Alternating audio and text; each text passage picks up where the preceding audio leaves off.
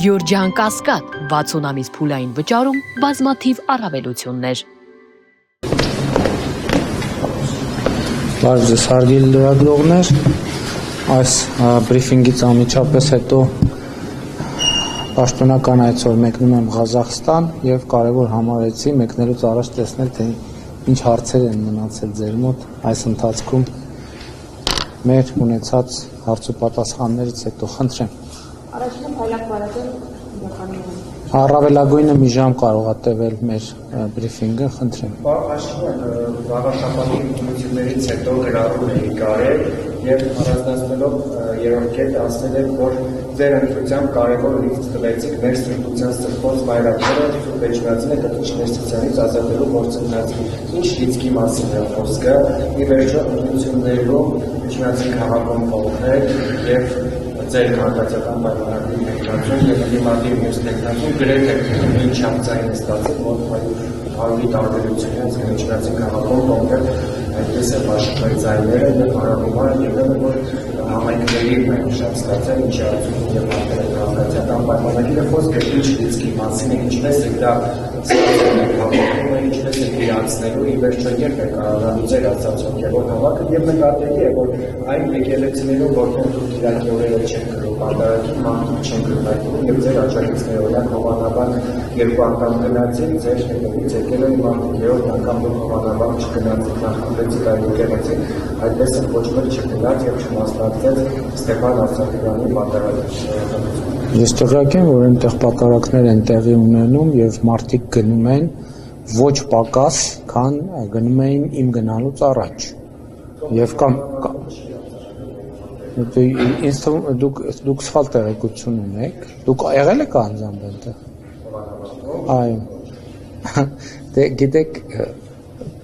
ես գիտեմ, որ մարդիկ, ես էլ անձամբ չեմ եղել, բայց ես ինֆորմացիայի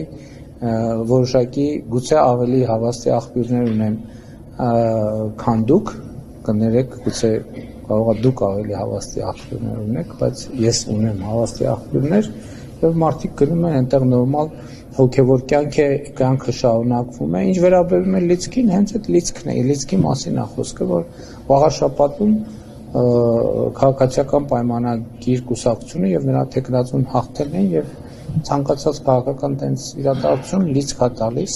հենց վաղաշաբաթում նույնպես Էջմիածնում նույնպես։ Այսինքն հենց ինչ որ գրել էի այդ նկատի ունեի։ Հա ինչ վերաբերվում է մայրաթոռը ազատագրելու գործընթացին, գիտեք շատ տարբեր մեկնաբանություններ կան դրա հետ կապված, բայց այս դեպքն էլ է նա, որ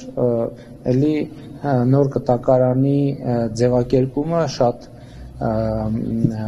պատեհ է, որ ես հաճախ եմ օգտագործում, պիտի նայեք եւ պիտի չտեսնեք, մայրաթոռի ազատագրման գործընթացը սկսել է, ընթանում է եւ անխուսափելիորեն հասնելու է տեղ։ Հոգեվոր հավաքը դե ամեն կիրակի հոգեվոր հավաքը հենց հոգեվոր հավաք է։ Դե գիտեք Էջմիածնի կենտրոնական հրապարակի գաղափարը դեռ ընթացքի մեջ է կտեսնենք։ Նկատի ունեմ, գիտեք ինչ, այդ բաները, որ հայտարարվում է, ի վերջո պետքա նաև արձանագրել, որ դա նաև երկխոսություն է, չէ, հանրության հետ, եւ նաև որոշակի այդ գաղափարին հաջորդում են ուրիշ գաղափարներ, այդ գաղափարներին արձագանքելով մարդիկ ուրիշ առաջարկ են անում, այսինքն ամեն ինչ տենց կարծրացած չի եւ ինքը ճկուն process է։ Նկատի ունեմ այնպես չի, որ որևէ որոշմամբ հաստատել ենք, որ S, կարևորը որ Հայաստանում հիմա ընդհանուր առմամբ ես պիտի ուրախությամբ եւ գոհունակությամբ արձանագրեմ, որ հոգեվոր նորոգման գործընթաց է տեղի ունենում։ Ես ձեզ ուրիշ բան ասեմ, ես անձամբ մի քիչ այդ անձնական ընկալում է, ես ուրախ եմ առաջին հերթին նրա համար, որ իմ հոգեվոր կյանքը այսօր լիարժեք վերականգնվել է, որովհետև ես այսօր չեմ գնում պատարակների որպես վարչապետ, որ նստում են այնտեղ փողկապներով խիստ պատվիրակություններ, ես գնում եմ որպես հայաստանյան առաքելական եկեղեցու շարքային հետևորդ եւ ինձ պահում եմ, կարող եմ պահել, ես այն մյուս ձևաչափերով չէի կարող այդպես պահել ինձ պատարակների ժամանակ, իսկ դրանից դուրս էլ պատարակի չի կարող գնալ, որովհետև այդ ապահոգևորականության մթնոլորտը, որ կար, որ հաստատված էր, դա շատ մեծ արգելք էր։ Հիմա այդ արգելքը հաղթահարված է, ամենամեծ խնդիրը լուծված է, որ ես այսօր որպես Հայաստանի այս առաքելական սուրբ եկեղեցու շարքային հետևորդ կարող եմ լիարժեք ապրել իմ հոգևոր կյանքով եւ դա ամենակարևոր բանն է եւ ես ուզում եմ դա տեղի ունենա ընդհանուր առմամբ Հայաստանի բոլոր քաղաքացիների հետ, ովքեր ունեն հոգևոր կյանք։ Եվ իմիջիալոց, երբ որ ես ասում եմ, որ հարահավաք չի, դա պատարակ է եւ ես ուրախ եմ նաեւ, որ մեր կուսակցությունը, մեր համախոհները, նրանք ովքեր հոգևոր կյանք ունեն, նրանց հոգևոր կյանքն էլ է վերականգնվում։ Ի վերջո այդ ամեն ինչը բան չի, սա ձև չի եւ ես անձամբ շատ բավարարված եմ, որ ամեն շաբաթ կարող եմ գնալ եկեղեցի, մասնակցել պատարակի, ծնկի գալ եւ այդ թվում մեղքերի թողություն ստանալ։ Դա յուրաքանչյուր մարդու համար կարևոր է։ Նախորդ անգամ դուք հարց եք տվել, ես հետո հարցերով ընկա, մոռացա պատասխանել, հարցրեցիք, ասեք, այդքան շատ մեղքեր ունեք, մեզնից յուրաքանչյուրը շատ մեղք ունի։ Մենք բոլորս մարդը մեղավոր է, մեկինը մի քիչ ավել, մեկինը մի քիչ պակաս, իմ իհարկե ենթադրվում է, որ ավելի շատ։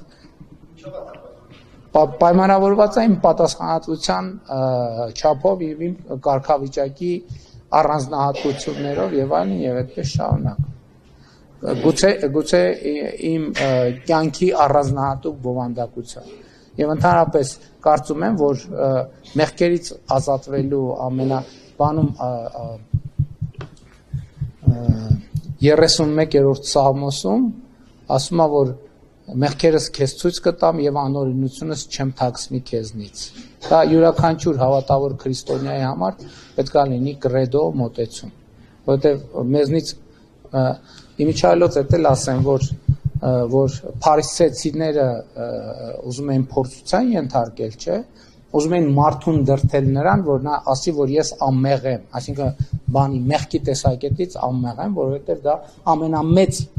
սրբա պղծությունն է, որ երբ որ մահկանացու ասի ես անմեղ եմ, այդ նշանակում է, որ ինքը իրան Աստված ասում է, հետեւաբար ես մեղավոր եմ։